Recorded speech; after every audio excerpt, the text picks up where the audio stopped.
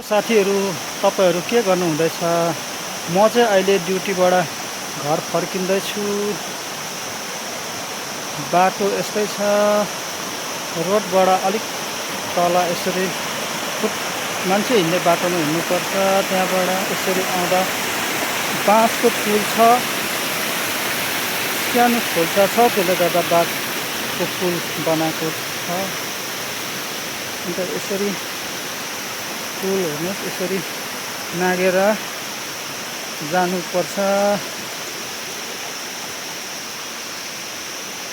यो हो बाँसको पुल। यहाँबाट सिधै उकालो हिँड्नुपर्छ साथीहरू। यहाँबाट सिधा उकालो जाँदा जाँदा यो यसरी यो बाटोबाट उकालै जानुपर्छ। त्यहाँबाट मेरो घर पुग्छ।